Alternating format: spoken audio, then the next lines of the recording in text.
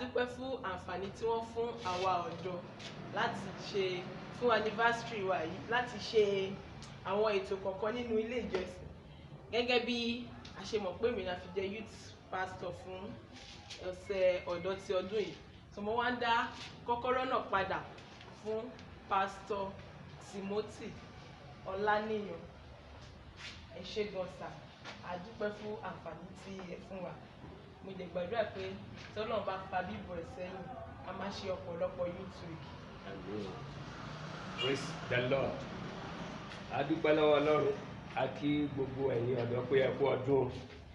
Àdúrà wa sì ni wípé tọdún tí ń bọ̀ àní ṣe lẹ́yìn ẹnikẹ́ni nínú yín. Wherever you may be, the Lord will spare your life. We grant you great success in the mighty name of Jesus Christ. And I still pray that the one coming ahead, it will be a successful time for every one of you in Jesus' name. For some of you that is already due for marriage, the Lord will make way before this time next year in the mighty name of Jesus Christ. Ní orúkọ ìjọ, a dúpẹ́ pọ̀ lọ́wọ́ ẹ̀yin ọ̀dọ́, Olúwa yóò máa tẹ̀lé síwájú. Kí a tó tẹ̀síwájú nínú ìjọsìn tòní, ẹ jẹ́ kí a gbàdúrà. Ní orúkọ Jésù, Ọlọ́run tó pọ̀ ní ipá àti agbára, ẹnìkan ṣoṣo la fi gbogbo ògo fún torí pé ẹ̀yin ni Ọlọ́run. Lẹ́yìn yín àwa náà jẹ́wọ́ pé kò sí Ọlọ́run míì mọ́, Olúwa gba ìyìn wa. Dúpẹ́ fún oore ọ̀fẹ́ tẹ́ fi fún wa. Pàápàá jùlọ tí àwọn ọmọ wa ti lo ọ̀sẹ̀ kan láti darí ìjọ yín. Adúpẹ́ tí ò sí wàhálà, tí ò sí ìdààmú, tí ò sí ikú. Adúpẹ́ nítorí pé ẹ ti gbọ́ gbogbo àwọn àdúrà tí a gbà. Ẹ̀yin Ọlọ́run sì ti fi ìdáhùn rere fún wa. Olúwa gba ọpẹ́ wa. Abẹ̀yìn ní àkókò yìí bí a ti péjọ níwájú tí a nú yín láàárọ̀ yìí láti tún gbọ́ ohùn ẹ̀yin Ọlọ́run gbogbo ohun tá a ti ṣe tí ò ní jẹ́ kí ọ̀rọ̀ yín kó yé wa. Olúwa jọ̀wọ́ dáríjì wa bí a ṣe ń lọ nínú ọ̀rọ̀ rẹ. Olúwa ṣamọ̀nà wa. Lẹ́yìn ohun gbogbo Ọlọ́run wa a gbàdúrà wípé ká má ṣe dẹni ìtanù lọ́dọ̀ rẹ ní orúkọ Jésù Kristi Olúwa wa. Àmín. Praise the Lord. Ohun tí yóò jẹ́ orí ọ̀rọ̀ wa fún òní òun ni ẹni rekindle your fire. Rekindle your fire. Tún iná rẹ dá. Hallelujah. Tún iná rẹ dá. When you are asked to rekindle your fire, it's a word of encouragement, it's a word of order, it's a commandment. Tá bá wọnú Bíbélì tí a kà láàárọ̀ yìí, ìwé Lévítíkù orí 6 ẹsẹ̀ kẹjọ sí 13. Ọlọ́run sọ fún Mósè pé kó sọ fún àwọn ọmọ Árónì tí wọ́n jẹ́ àlùfáà wípé iná ò gbọdọ̀ kú lórí pẹpẹ. The fire must not go off on the altar. It's a commandment for those who are really disciples of Christ. Every pronouncement from God is a commandment that has to be carried out. No option. It's an order to us. In military setting, when you are given an order, you must obey it. Whether it is convenient or not, you have to carry it out.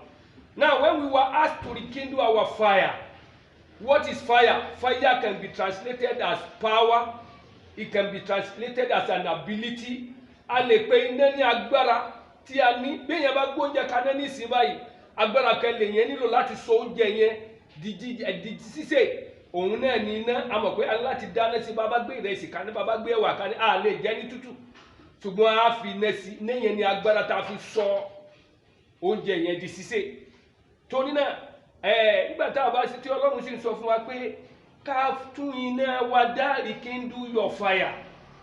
Now, èyí ni wípé iná ìgbàgbọ́ wa ni Ọlọ́run sọ fún wa pé ká tún ṣe. Hallelujah. A mọ̀ pé pẹpẹ òun ni ibi tí a ti ń rúbọ. Oríṣiríṣi pẹpẹ ló ń bẹ. A ní pẹpẹ ibi tá a ti ń rúbọ. Ọrẹ oríṣiríṣi bí ọrẹ ìdáríjì ẹ̀ṣẹ̀, ọrẹ ìwẹ̀nùmọ́, ètùtù gbogbo wọn yẹn tí Ọlọ́run pa láṣẹ fún Mósè láti máa ṣe fún àwọn ọmọ Ísírẹ́lì fún ìwẹ̀nùmọ́ wọn kó nínú àìṣedéédé tàbí láti wá dúpẹ́ lọ́wọ́ Ọlọ́run. So we have so many types of altars.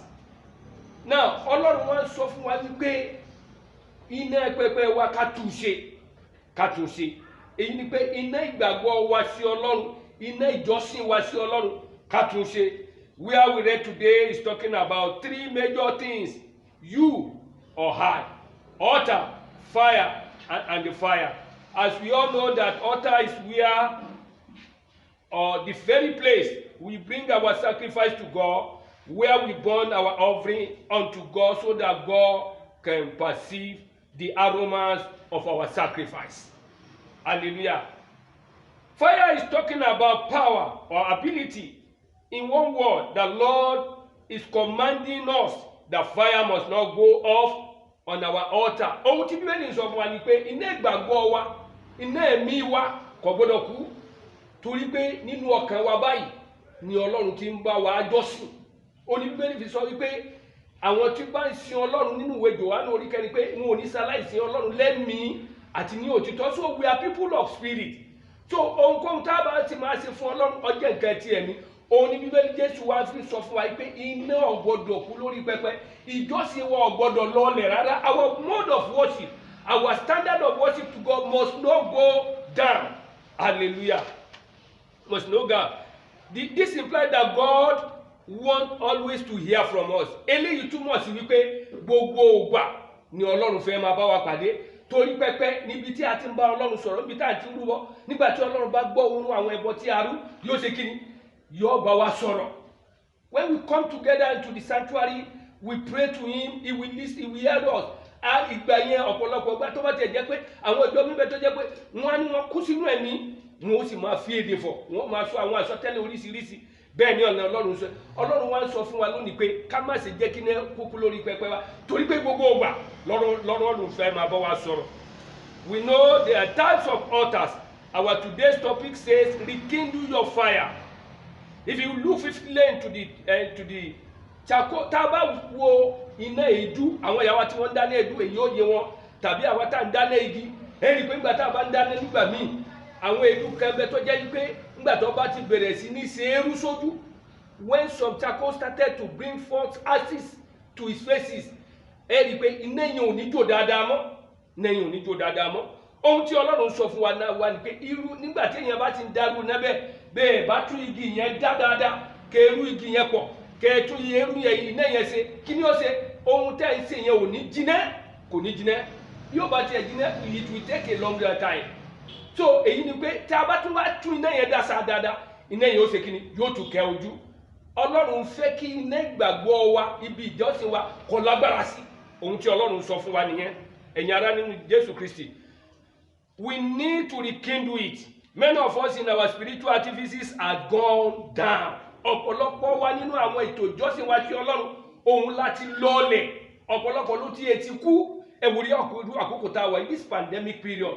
So many people has decided worshiping God.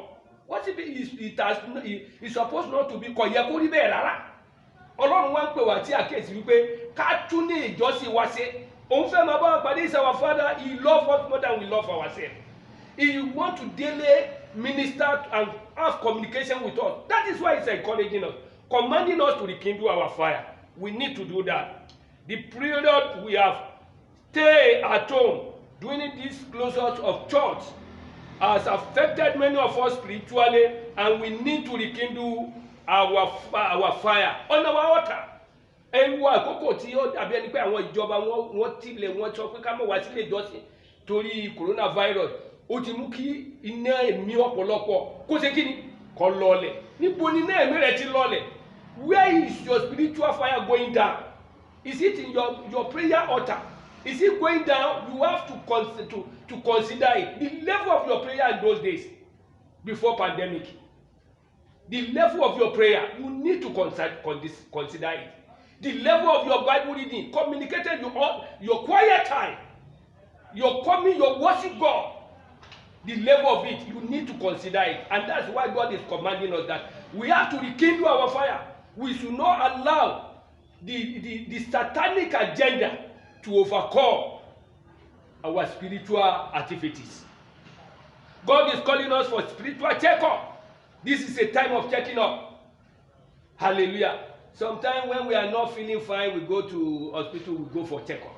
Wọ́n wo gbogbo àwọn ẹ̀yà wa, wọ́n tẹ àwọn oníṣègùn òyìnbó, wọ́n tẹ ẹ̀yà ara, wọ́n tẹ̀sí ara wa, wọ́n wo àwọn oògùn tí wọ́n bá rí tó ọba yẹ ká nílò. God is telling us that we have to check ourselves. Check your spiritual standard.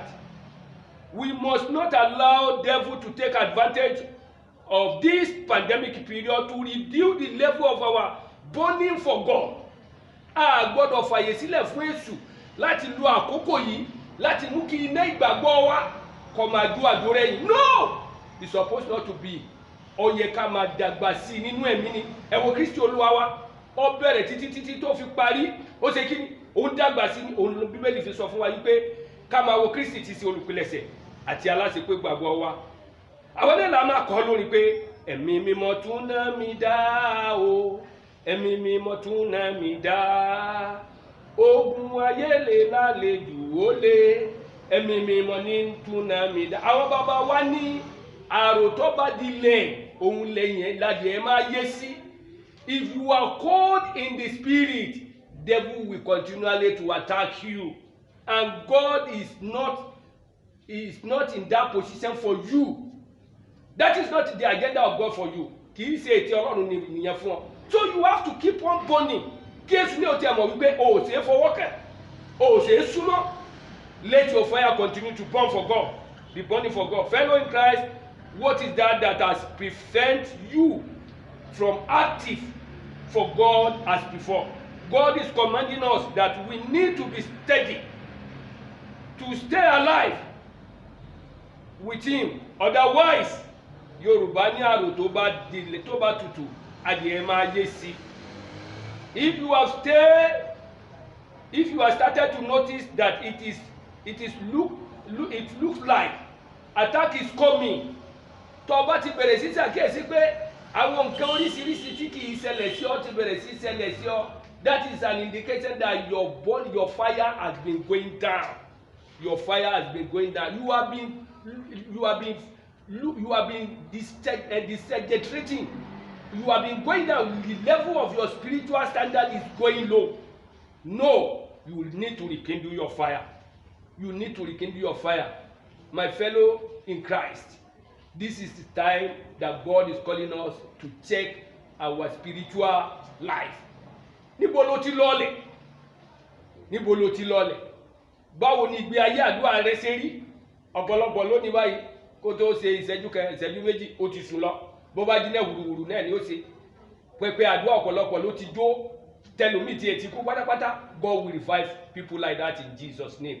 Gbogbo àwọn pẹpẹ tó lè mú ká máa gbóná fún Ọlọ́run, ká lè ṣe àwọn iṣẹ́ ìrere, ká máa mú àwọn èèyàn wá sínú ọgbà àjàrà Ọlọ́run, ká máa sọ ìjọba Ọlọ́run di gbígbòòrò sí. Gbogbo àwọn pẹpẹ tó ti kú yẹn, Olúwa yóò tún àwọn náà wá dá láàárọ̀ yìí.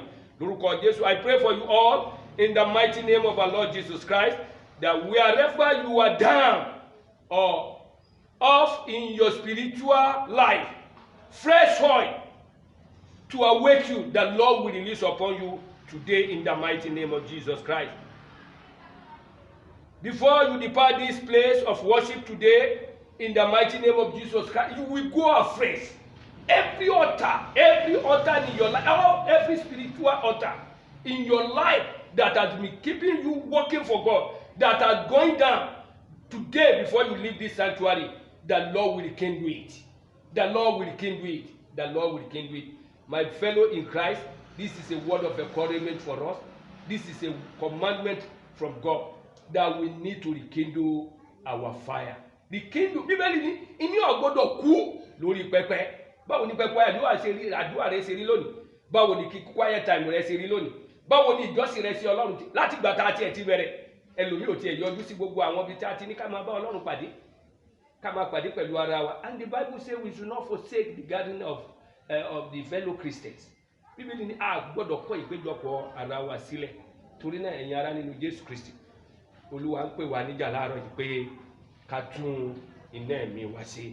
Ẹ jẹ́ ká gbàdúrà. Olúwa dúpẹ́ pọ̀ lọ́dọ̀ rẹ̀. Ìgbàgbọ́ ta nílò tí ọ̀rọ̀ yóò fi ṣe wá lórí. Olúwa yọ̀ǹda fún wa láàárọ̀ yìí. As we go, Father, we go in the power and in the realm of your fire. And so shall we continue to live for you and burn to your coming back. In Jesus' mighty name we pray. Amen. God bless you all.